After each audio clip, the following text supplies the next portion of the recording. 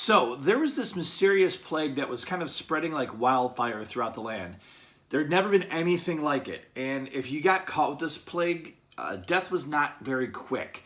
You wouldn't die right away. You'd get dizzy, you would start to bleed from your pores, you'd go into a seizure, and then you would die. It would take about a half an hour. And there was no way to stop this. Once you had this, you were already dead. It was just a matter of running out the clock at this point. Well, Prince Prospero, he really didn't suffer this fate, and he didn't want to find out why, how, when, or what this thing was. He just wanted to get as far away from it as possible. So he secured himself in his abbey. And an abbey, the best way to describe it, is kind of like a monastery. It's a group of buildings where religious people and leaders would go to worship, they'd go to pray, they'd host events, etc. And his abbey had 7 rooms in it. Well, what he did was he took all of his friends. There were about 1,000 of them. They were nobles, they were just friends of his, they were blue bloods, just anybody of importance. So we're talking, like I said, 1,000 people. And he gathered them all up in his abbey, and they boarded it up, they secured it. There was no way that anyone or anything was getting in or out of this thing. It was boarded up pretty good. So, they're in there 5-6 months, and what happens is you get a little case of cabin fever building up. There's 1,000 people all together, and they're not going outside, they're not getting the things going on of the world, etc., etc. So they decide, you know what?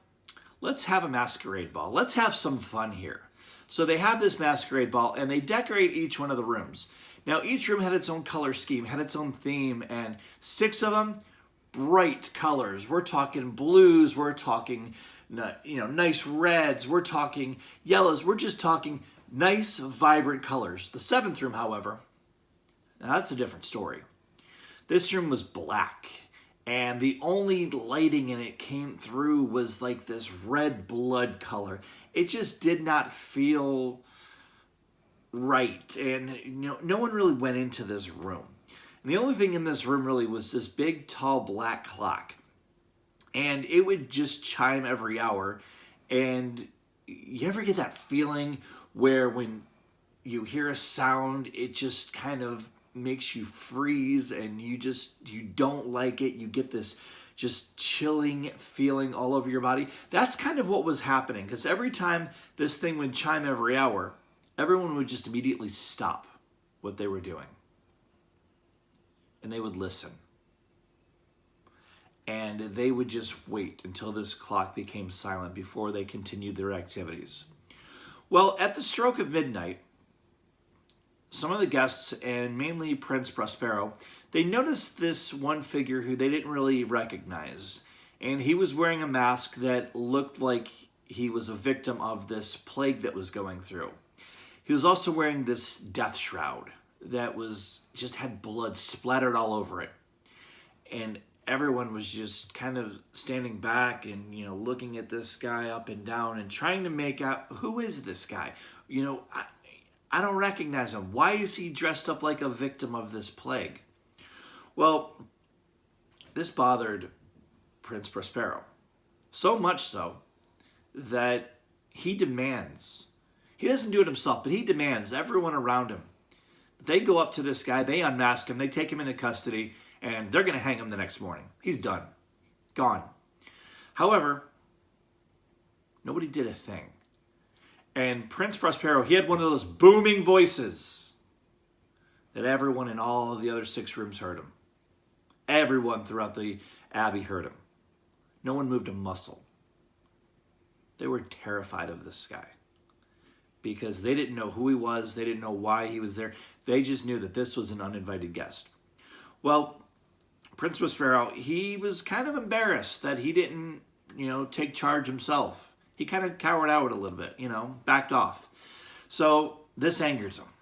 And not only that, but here is a guy who's making a mockery of this party. He's terrifying the guests. He is just not wanted there. So Prince Prospero, he draws a dagger. He's going to confront this guy face to face like a man, get right up in his face and take him out. Well, the uninvited guest was moving from room to room. Why?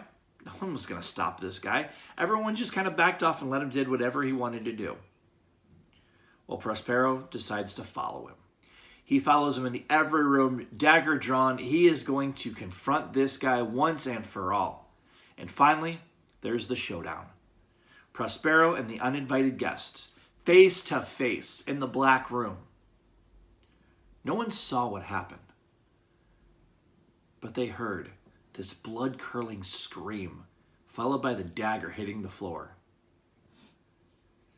You know, curiosity can make people do some kind of brave acts, because everyone summoned up the courage and they made their way into the black room. They saw Prince Prospero dead on the floor. They saw the uninvited guest standing motionless. And they decide that they're going to unmask him and find out who he is, who took out the prince. Well, they do so. And when they unveiled the mask, nothing. But then they realized that Prince Prospero, in actuality, had succumbed to this Red Death mask. He got the plague. And one by one, each of the partygoers began hitting the floor, suffering the same fate. When the last one fell, the clock, it fell silent, proving once and for all that you couldn't escape this. You could not get past this. You couldn't board yourself up from this.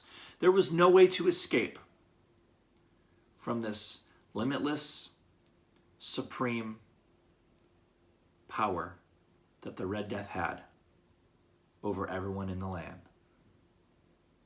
The end.